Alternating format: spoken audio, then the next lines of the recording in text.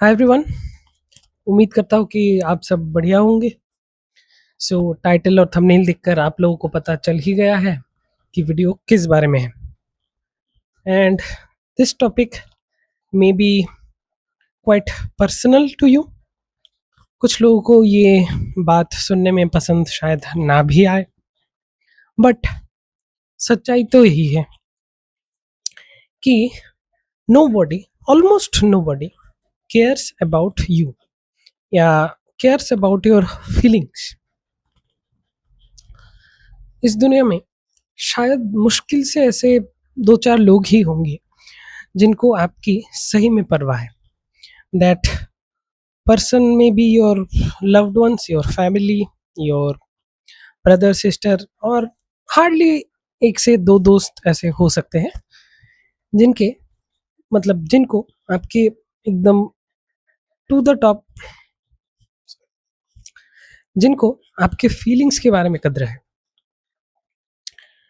और ये जो बात है कि nobody cares about you, ये सिर्फ इंडिविजुअल लेवल पर ही एप्लीकेबल नहीं है, ये एज ए कम्युनिटी भी काम करता है, कई बार as a state, as a country भी काम करता है। अब कैसे काम करता है उस बारे में हम बात करेंगे। सो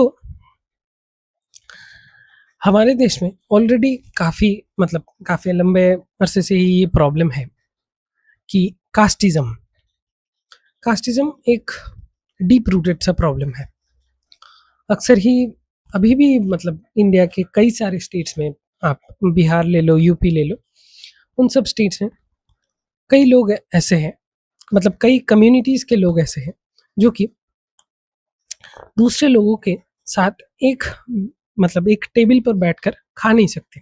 उनके हाथ से कोई पानी नहीं पीता। सो ये चीज़ें आज 2026 आ गया, बट स्टिल रिलेवेंट है। वहाँ पर आप सोच सकते हैं कि लोगों की मानसिकता आज भी कहाँ पर है। एनीवेज, गवर्नमेंट ने एक रिजर्वेशन का सिस्टम बना के रखा है हमारे कॉन्स्टिट्यूशन के आर्टिकल 16 के तहत, जिससे उनको रिजर्वेशन मिलती है। एंड ये चाहे कोई कितना भी कोशिश कर ले, ये हमारे सोसाइटी में इतना ज़्यादा डीप रूटेड है कि 2050 भी आ जाए तो भी शायद ये सिस्टम नहीं हट सकता।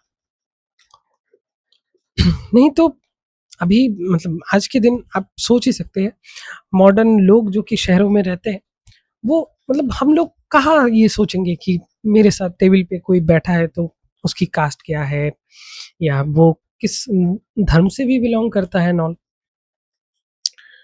सो कोई आपके बारे में केयर नहीं करता। ये तो क्या है कि इंडिपेंडेंस से पहले का प्रॉब्लम है।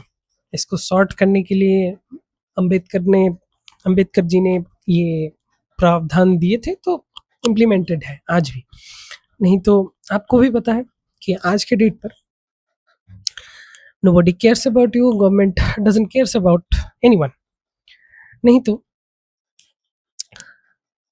अंडमान एंड निकोबार आइलैंड्स में जो ग्रेट अंडमान वाला प्रोजेक्ट है वो कभी होता ही नहीं। आई डोंट नो आप लोगों को इसके बारे में पता है या नहीं, but the great Andaman project एक 80,000 करोड़ का प्रोजेक्ट है, जहाँ पर ऑलमोस्ट जो हमारे सोसाइटी के द इलाइटिस्ट है, you know, the big names. I don't वाना मैं वीडियो में नाम नहीं लेना चाहता क्योंकि दिस माइट बैकफायर, बट आजकल उनकी ही चर्चे हैं पूरे देश में। एज ए बिजनेस पर्सनालिटी लगभग हर किसी एयरपोर्ट पर कब्जा है। देश के लगभग हर कोई बड़े से बड़ा जो फॉरेस्ट एरिया है वहाँ पर फॉरेस्ट काटे जा रहे हैं। सो अगेन, जैसा मैंने कहा, nobody cares about you. तो वहाँ पर आई डोंट नो मतलब कितने लोगों को पता है कि ऐसे ट्राइब्स मतलब एग्जिस्ट करती हैं जिनको मॉडर्न वर्ल्ड के बारे में कुछ भी नहीं पता। मतलब उन्होंने उस आइलैंड के बाहर कुछ देखा ही नहीं, वो अभी भी कच्चे फल वगैरह खाते हैं एंड ऑल। सो जैसे ही कोई आउटर वर्ल्ड का कोई इंसान वहां पर जाएगा, उसके शरीर से कुछ ना कुछ मतलब वायरसेस बैक्टीरिया वहाँ के एनवायरनमेंट में मिक्सअप होंगी, हवा के जरिए हो या मतलब व्हाटएवर, कोई भी मतलब मोड हो सकता है। तो वो लोग इंस्टेंटली उस मतलब उसके कांटेक्ट में आएंगे तो अफेक्टेड हो जाएंगे और एंड प्रोबेबली डेथ भी हो सकती है, क्योंकि हमारे बॉडी में जो इम्यून सिस्टम है वो कई बार ट्रायल एंड एरर के मदद से ही वो इम्यूनिटी डेवलप होती है।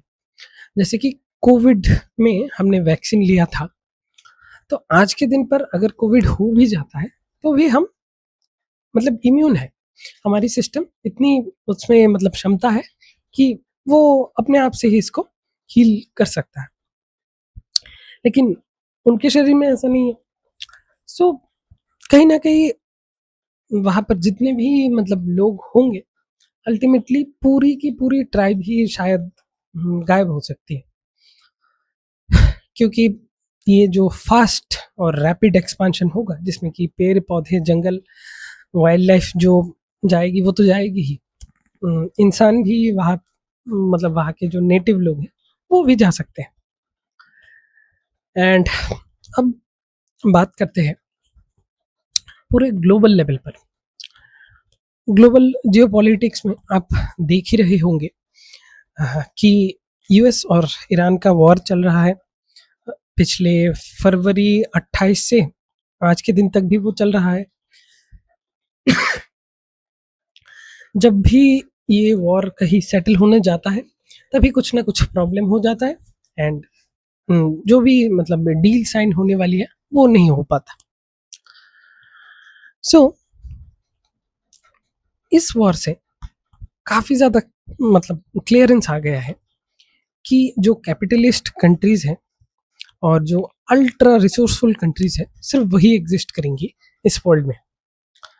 पहले यूएस ने वेनेजुएला को कैप्चर किया, अब ईरान के खिलाफ वॉर छेड़ के बैठा है एंड अक्सर ट्रम्प क्यूबा और दूसरे कई सारे ग्रीनलैंड पनामा जैसे कई अलग अलग देशों को कैप्चर करने के लिए मतलब धमकी देता रहता है।